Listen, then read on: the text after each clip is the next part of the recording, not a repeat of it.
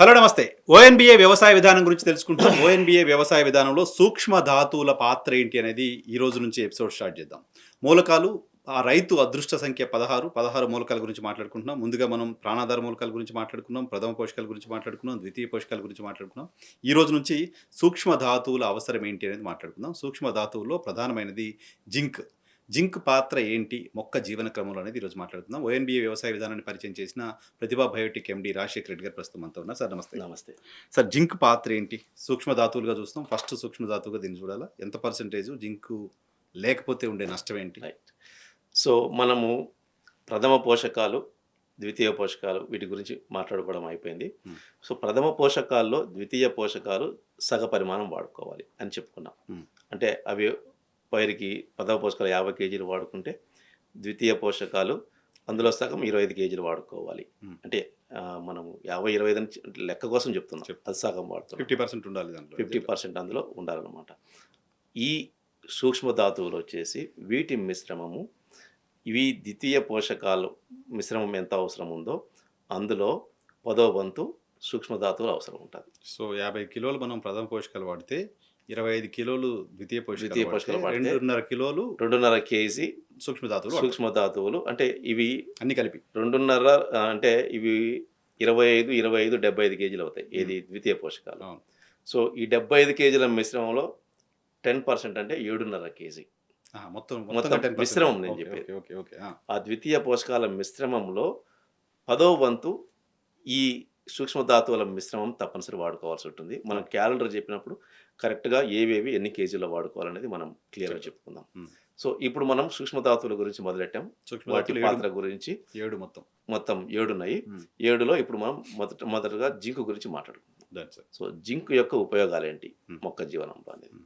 So ఈ zinc దీని పాత్ర మొట్టమొదటిది ఏంటంటే, మనము సల్ఫర్ పీచువేరు ఏర్పడడానికి సల్ఫర్ పాత్ర ఉందని చెప్పుకున్నాం కదా.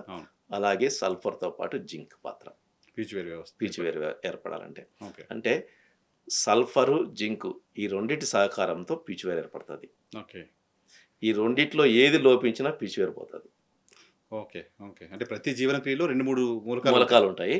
అట్లాగే సల్ఫర్తో పాటు పీచువేరు ఏర్పడాలంటే సల్ఫర్ ఎలా ఉపయోగపడుతుందో మనకు జింక్ కూడా తప్పనిసరి ఉపయోగపడుతుంది. సల్ఫర్ పరిమాణం ఎక్కువ కావాల్సి ఉండొచ్చు, జింక్ పరిమాణం తక్కువ కావాల్సి ఉండొచ్చు. కానీ ఇది లోపించినా సరే మనకు పీచువేరు రాదు. సో పీచువేరు ఏర్పడడంలో సల్ఫర్ పాత్ర ఎంత ఉందో అందులో 10వ వంతు జింక్ పాత్ర కూడా ఉంటుంది, తప్పనిసరి ఉంటుంది అనమాట. సో ఈ 10వ వంతే కదా దీన్ని లెక్క లేకుండా పోతే పీచువేరు ఖచ్చితంగా ఏర్పడదు. ఎందుకంటే ఆ ప్రక్రియ పూర్తిగా ఏర్పడదు కాబట్టి పీచువేరు అనేది సరిగా ఏర్పడదు. సో మనకు పీచువేరు ఏర్పడడంలో సల్ఫర్తో పాటు జింక్ పాత్ర తప్పనిసరి ఉంటుంది. సో దీని అవసరం ఉంది. తర్వాత మనకు చిగురాకులు వచ్చిన తర్వాత, ఆ చిగురాకు ఏర్పడిన తర్వాత అది మళ్ళీ పెద్దగా ఏర్పడాలి, ఆకు పెద్దదైపోవాలి. సో ఆ ప్రక్రియ ఏదైతే ఉందో, చిగురాకులు పెద్ద ఆకులుగా మారడానికి ఏ ప్రక్రియ అయితే ఉందో ఆ జీవరసాయనిక ప్రక్రియ జరగాలంటే జింక్ పాత్ర తప్పనిసరి ఉంటుంది. అంటే మనకు ఆ చిగురాకులు పెద్దవి అవ్వాలి, విస్తరణ జరగాలి. అవి ఆకులు పెద్దవైపోయి మనకు పూర్తిగా దాని పరిమాణంలోకి రావాలి అంటే జింక్ పాత్ర తప్పనిసరి ఉంటుంది. అంటే పెరుగుదలలో దీని పాత్ర ఉంది. కాల్షియం మనకు చిగురాకులు ఏర్పడాలంటే, అసలు చిగురాకులు ఏర్పడాలంటే కాల్షియం కావాలి. సో చిగురాకు ఏర్పడిన తర్వాత అక్కడ నుంచి ఆకు పెద్దదవ్వాలి. సో ఆకు పెద్దదవ్వాలంటే తప్పనిసరి మనకు జింక్ ఉండాల్సిందే. సో అందువల్ల జింక్ లోపించింది అనుకోండి, చిట్టాకు వస్తుంది ఎక్కువగా, అంటే చిన్న చిన్న ఆకులు ఏర్పడిపోతాయి.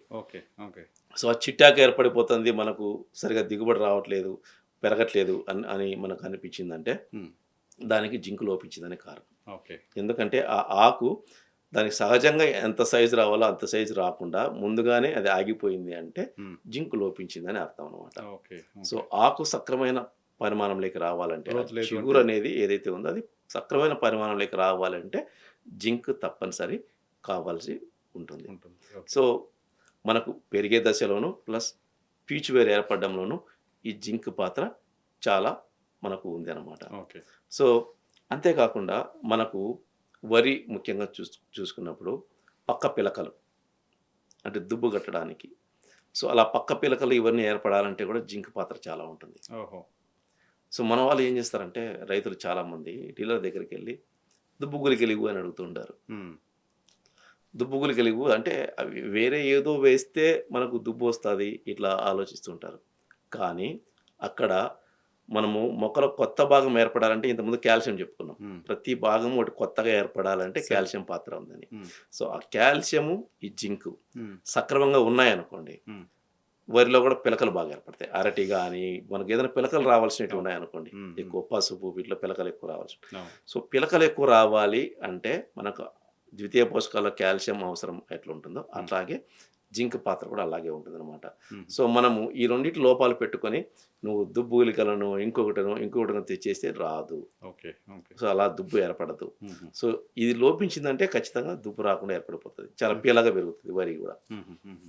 కాబట్టి ఈ జింక్ పాత్ర అలా పిలకలు, కొత్త భాగాలు ఏర్పడంలో కాల్షియం పాత్రతో పాటు జింక్ పాత్ర ఉంటుంది. పీచు వేరు ఏర్పడాలంటే జింక్ పాత్ర ఉంటుంది. చిగురాకులు పెద్దగా రావాలంటే తప్పనిసరి జింక్ పాత్ర ఉంటుంది. ఉంటుంది. ఓకే. సో, ఇలా ఈ జింక్ అనేది మనకు ఈ ప్రథమ పోషకాలు, ద్వితీయ పోషకాలు వినియోగంలో జరిగేటప్పుడు ఏ ప్రక్రియలైతే ఉంటాయో, ఆ ప్రక్రియలో కొన్ని జరిగే జీవరసాయనిక చర్యలో ఈ జింక్ అనేది తప్పనిసరి పాల్గొంటుంది. ఓకే. ఓకే. సో, దీని అవసరాన్ని గుర్తించాల్సిందే.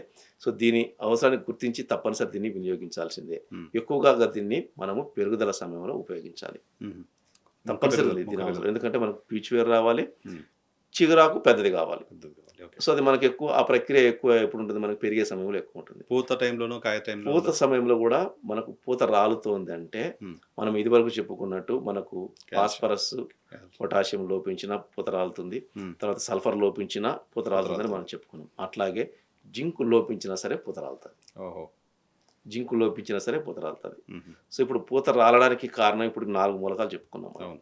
ముందు పొటాషియం చెప్పుకున్నాం, సల్ఫర్. ఫాస్ఫరస్ చెప్పుకున్నాం, తర్వాత సల్ఫర్ చెప్పుకున్నాం, ఇప్పుడు మళ్ళీ జింక్. జింక్ చెప్పుకుంటున్నాం. హ్మ్. సో, అనేక రకాల మూలకాల పాత్ర ఉన్నట్లు జింక్ పాత్ర గూడా ఈ పూత రాలిపోకుండా దృఢంగా ఉండాలంటే జింక్ పాత్ర ఉంటుందన్నమాట. ఓకే. సో, ఇది తప్పనిసరి మనకు ఉపయోగపడుతుంది. అంతేకాకుండా మొక్కలో అనేక రకాల ఎంజైమ్స్ ఏర్పడుతూ ఉంటాయి. హుహు.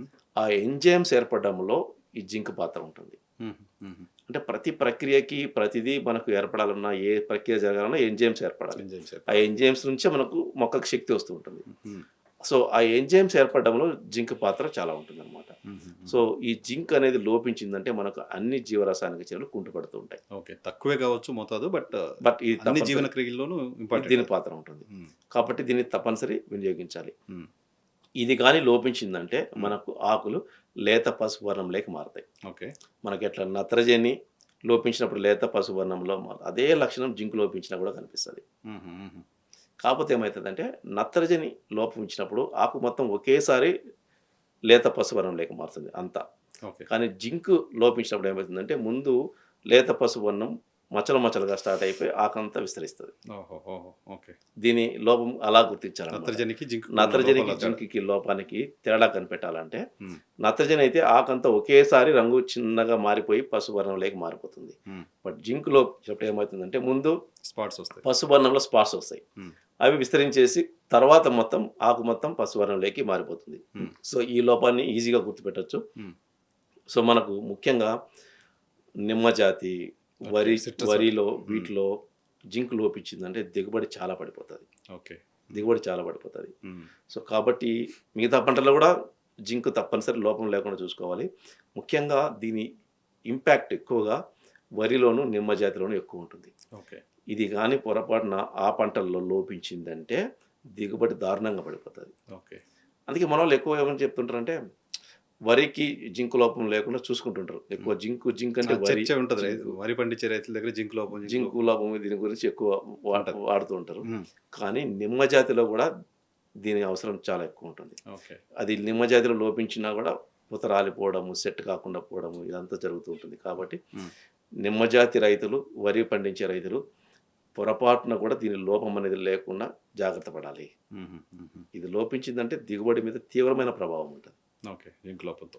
ఖచ్చితంగా. హ్మ్. సో, ఈ జింకును లోపాన్ని అలా గుర్తించవచ్చు. ముందు ఆకులో లేత పసుపు వర్ణం మచ్చల్లాగా వచ్చేసి అది విస్తరించి మొత్తం ఆకంతా అలాగే కనిపిస్తది తర్వాత. హుహు. సో, ఆ మచ్చలు పసుపు వర్ణంలో మచ్చలు ఏర్పడ్డాయంటేనే జింకు లోపం వచ్చిందని సో, జింక్ ఎక్కువ భూమిలో ఉంటే ప్రమాదమా? అంటే మనం లేదు. ఆ! ఇప్పుడు మనము ఎట్లా ఈ ద్వితీయ పోషకాలు సాల్ట్స్గా మారకుండా ఎప్పటికీ అలాగే ఉంటాయి. ఉమ్. వాటి జీవితకాలం ఎక్కువ అని చెప్పుకున్నాము. అలాగే ఉమ్. సూక్ష్మధాతువులు కూడా అంతే. సూక్ష్మధాతువులు అన్ని కూడా ఇవి కూడా సాల్ట్స్గా మారవు. మనం సేవ్ చేసి పెట్టేయచ్చు భూమిలో. మనకు ప్రమాదము కేవలం ప్రథమ పోషకాలతోనే. ఓకే. అవి అవి లవణాలుగా ఎక్కువైతే మారుతాయి. ప్రమాదం. లవణాలుగా అవి లవణాలుగా మారిపోతుంటాయి. ఉమ్. మొక్క గ్రహించే రూపంలో ఉండవు అవి. ఓకే. సో కానీ మనకు ద్వితీయ పోషకాలు ఈ సూక్ష్మధాతువులు ఈ రెండు కూడా ఉమ్. ఎప్పటికీ ఉమ్. వాటి రూపం అలాగే ఉంటుంది. అవి మొక్క గ్రహించడానికి ఎప్పుడు అవకాశం కలిగి ఉంటుంది అనమాట. ఉమ్. ఉమ్. సో వీటిని కాస్త అటు ఇటుగా ముందు వాడుకున్నా కూడా ఏమి కాదు. ముందు వాడుకునే కాదు, కానీ అవసరం ఉన్నప్పుడు వాడుకున్న తర్వాత వాడితే మాత్రం ఉపయోగం లేదు. ఓకే. మీరు మీరు సేవ్ చేసి పెట్టొచ్చు, ముందు దాంట్లో వేసి పెట్టొచ్చు. అవసరం ముందు ఉన్నప్పుడు వేసుకోవచ్చు. తీసుకుంటారు. సూక్ష్మధాతువులు మనం పైరు వేసినప్పుడు ఉమ్. ఫర్టిలైజర్ ఎప్పుడైతే ఇస్తామో మొదటి దశలోనే ఎక్కువ వాడుకున్నా కూడా ఏం కాదు. ఓకే. కానీ పెట్టుబడి పెట్టాల్సిన అవసరం లేదు ఒకేసారి అంతగా. ఉమ్. వాటిని కూడా భాగాలుగా ఎలా విభజించుకొని ఉమ్. రెండు సార్లు ఎలా వేసుకోవాలి సూక్ష్మధాతువుల్ని అనేది మనం తర్వాత క్యాలెండర్లో చెప్పుకుందాం. ఎక్కువ ఏ టైంలో అవసరం ఉంటుంది సార్ ఇది? జింక్ యొక్క అవసరం ఎక్కువ పెరిగే సమయంలోనే ఎక్కువ ఉంటుంది. ఉమ్. తర్వాత పెరిగే సమయంలో లోపం లేకుండా చేసుకుంటే మనకు ఆ పూత దశలోకి ఎంటర్ అయినప్పుడు ఆ మొగ్గ పూత రాలకుండా చూసుకుంటుంది ఇది. ఓకే. సో ఈ రెండు దశల్లో దీని అవసరం ఎక్కువ ఉంటుంది. ఉమ్. అంటే పెరిగే సమయంలోనే దీని లోపం లేకుండా ఉందనుకోండి, అప్పుడు ఆటోమేటిక్గా ఆ పూత కూడా రాలదన్నమాట. అప్పటికి అవసరం ఉండదు జింక్. ఉంటుంది కాబట్టి 1 2 3 4 చెప్పరా ఒకసారి జింక్ గురించి. ఒకటి పీచువేరి జింక్ వ్యవస్థ. వచ్చేసి పీచువేరు వ్యవస్థ. పీచువేరు బాగా ఏర్పడాలన్నా, ఉమ్. తర్వాత చిగురాకులు అనేటివి పెద్దగా Expand ఏర్పడాలంటే ఆ ఉమ్. చిగురాకు పెరిగి ఆకు పెద్దగా సంపూర్ణంగా అది సైజు రావాలన్నా రావాలన్నా. దాని అవసరం ఉంటుంది. ఉమ్. తర్వాత మనకు వచ్చేసి ఇదే మన పూత రాలకుండా. పూత రాలకుండా ఉండాలంటే జింక్ మనకు పూత రాలకుండా ఉండాలంటే సల్ఫర్ వీటిలా లాగా జింక్ లోపించినా కూడా పూత రాలుతుంది. ఉమ్. సో ఆ పూత రాలకుండా ఉండాలన్నా కూడా జింక్ యొక్క ఉపయోగం ఉంది. అంటే అంతేకాకుండా పిలకలు ఏర్పడాలి. పిలకలు ఏర్పడాలంటే. పిలకలు ఏర్పడాలన్నా ఉమ్. జింక్ యొక్క ఉపయోగం చాలా ఎక్కువ ఉంటుంది అనమాట. రైట్. సో ఈ రకంగా మనకు జింక్ ఉమ్. దాని పాత్ర మొక్క జీవన చక్రంలో ఇలా ఉంటుంది. ఓకే. తక్కువ క్వాంటిటీ అయినా చాలా ఇంపార్టెంట్ రోల్. చాలా ఇంపార్టెంట్. తర్వాత దీనిని వరిలోను నిమ్మ జాతిలోను పొరపాటున కూడా దీని లోపాన్ని రానికుండా చూసుకోవాలి. ఓకే. ఆ రెండు పంటల్లో ఇది ప్రమాదం. లోపం కొద్ది లోపం వచ్చినా కూడా ఎక్కువ దిగుబడి మీద ప్రభావం చూపుతుంది ఈ రెండు పంటల్లో. ఓకే. మిగతా వాటిలో కూడా ప్రభావం ఉంటుంది. బట్ కొంచెం కొద్దిగా ఆలస్యమైన సవరించుకోవడానికి ఇబ్బంది లేకుండా ఉంటుంది. కానీ ఈ రెండు పంటల్లో వరిలోను నిమ్మ జాతి పంటల్లోనూ లోపం మొదలైందంటే నీకు దిగుబడి ఆల్రెడీ తగ్గడం మొదలైందని అర్థం. ఓకే. సో పొరపాటున కూడా లోపం రానివ్వకండి. ఇది లోపం రానిస్తే ఈ నిమ్మ జాతి వరిలోను దిగుబడి చాలా పడిపోతుంది. Right. Thank you. Thank zinc you. పాత్ర, సూక్ష్మధాతువులుగా ఉన్న జింక్ పాత్ర గురించి ఈరోజు తెలుసుకుందాం. నెక్స్ట్ ఎపిసోడ్లో ఫెర్రస్ పాత్ర ఏంటి, సూక్ష్మధాతువుల్లో సెకండ్ వన్ ఫెర్రస్ పాత్ర Ferrous. ఏంటి తెలుసుకుందాం. Thank you.